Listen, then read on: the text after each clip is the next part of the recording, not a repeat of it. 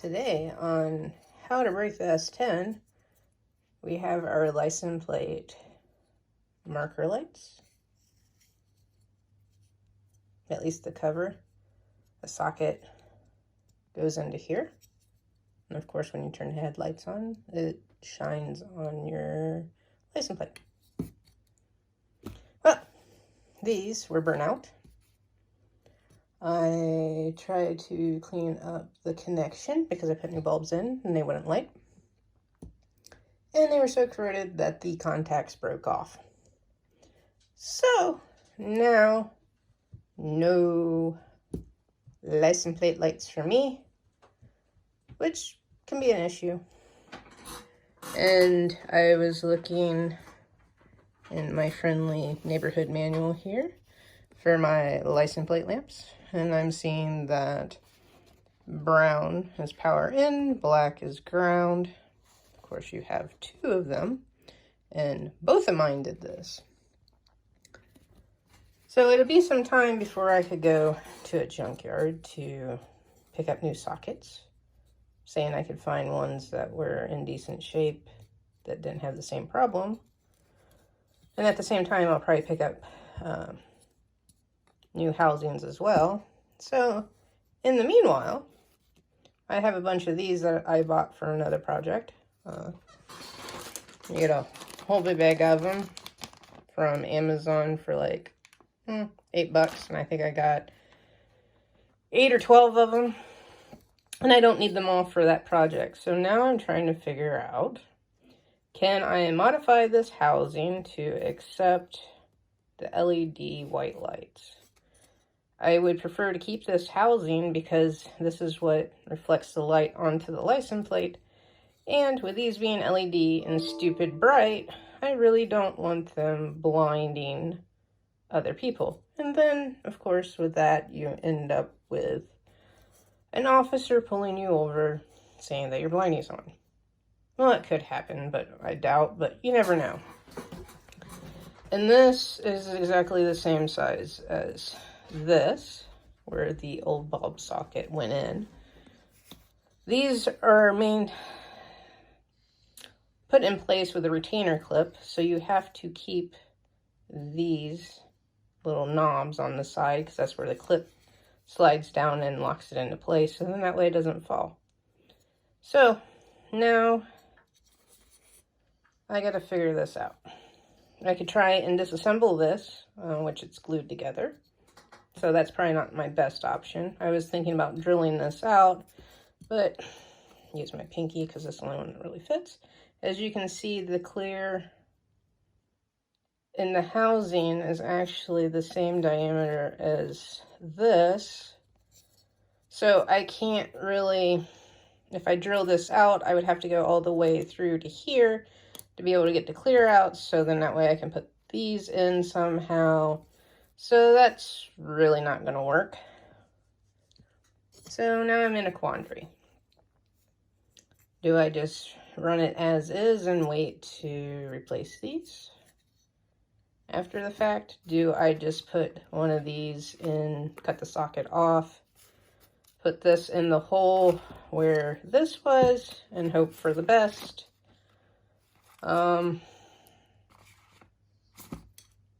Yeah, I don't know. So I will figure it out, and once I do figure it out, I will show you the result of my figuring out. I really hate cutting into a wiring harness, but sometimes you just don't have an option to solve the problem. And then, of course, that can create other problems if you don't seal the harness back up the proper way, so then that way moisture doesn't get in and starts corroding the lights, or not the lights, the wires. I also have the same issue with my reverse lights. I think that's the switch on the transmission, so I will be replacing that, and hopefully I can get reverse lights to work.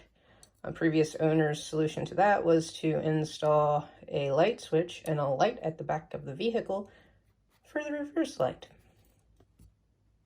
So, in which that's all rusted and corroded away, and leaves me with no reverse lights.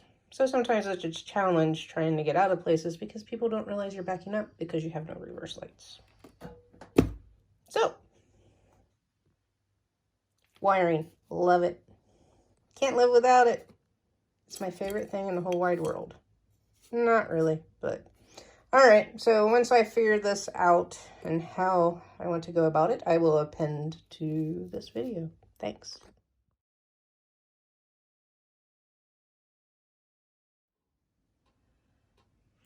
So I was able to take the housing apart for my license plate light. I just took a flat blade off my Leatherman, and I just pried on this black part because it was seated.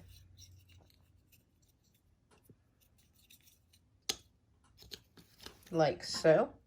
And then I just kind of worked my way around to pop it off. You could hear the old epoxy, you know, cracking and breaking free as I went around it, and then I was able to pull it apart.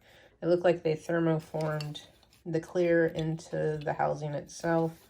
So my thought is I'm going to drill out the clear off the housing. I'm going to use the grommet that came with these lights. I'll push it down in there. I will put the light into the grommet, and then I will just fit this on like so to see how much light comes out as a test. And then if everything works okay and the light isn't too overpowering, then what I will do is I will take epoxy and glue this back together so it's one solid thing with the LED light inside of it. And then I will wire this into the wiring for the license plate light, which it looks like is just brown coming in as power and black as ground. So should be pretty straightforward. It's just going to be sealing this to make it waterproof. So here after a while I'll go out and drill this and see what I have from there. And this also gives me the opportunity to clean this up, and if I want to paint it a different color or whatever, I could do that as well. So I will be back to give you an update.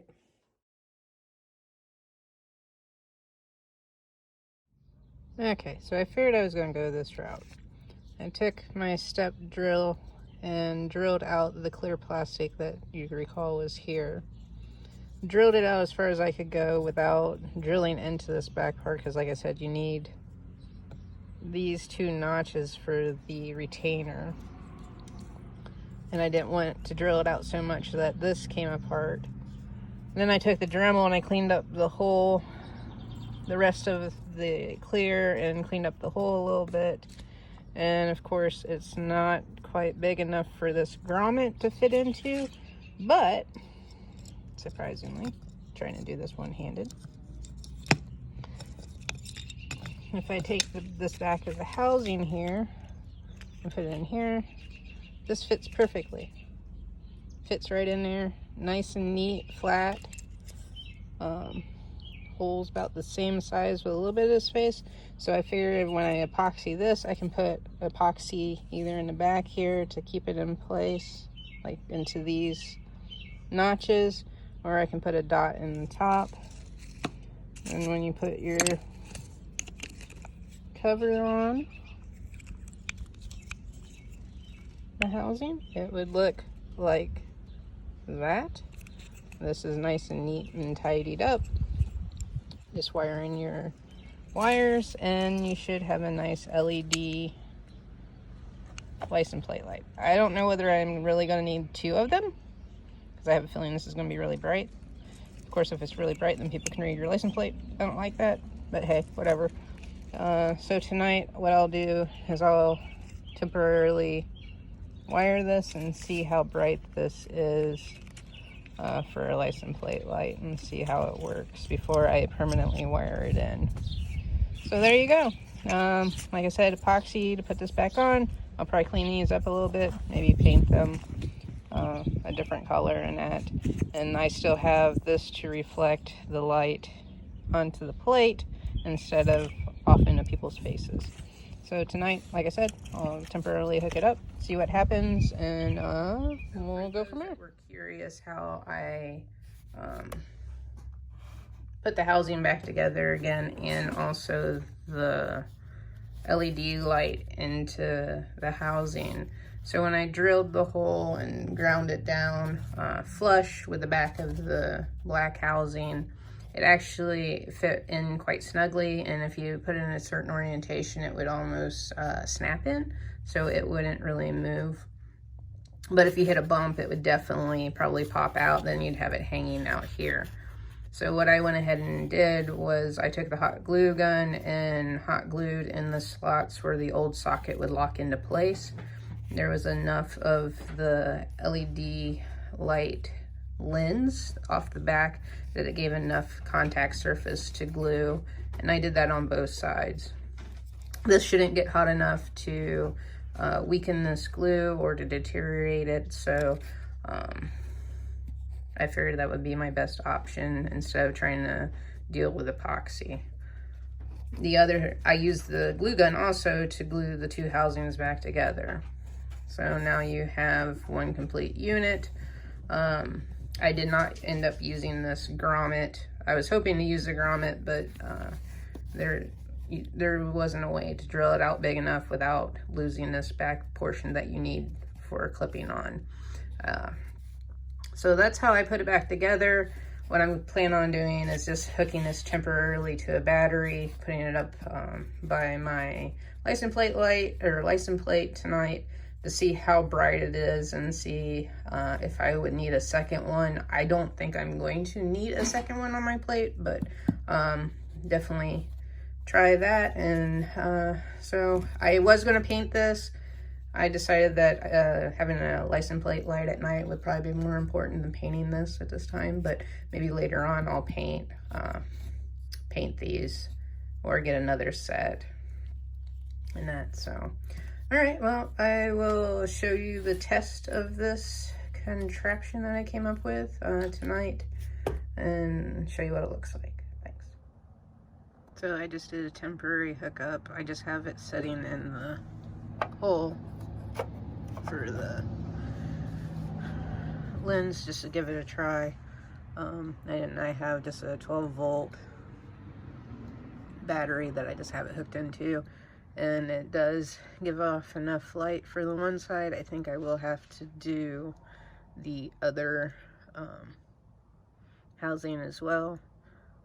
Obviously it's really bright if you look into it, but from the distance that it's at and the angle that it's at, it projects about as much light as what the other 194 bulbs did. So it looks like this will work well. I will do the other one and install them and splice them into the wiring harness, and I should be good to go with license plate lights. And then, like I said, my next one is trying to figure out my reverse lights, which I replaced the bulbs with the correct bulbs because they had the incorrect bulbs in it. So I think my first step is to replace the reverse indicator switch on the transmission and see whether that resolves it. If not, then it's in the wiring. I know that there's like one wire that leads back to the two, so I'll look into that.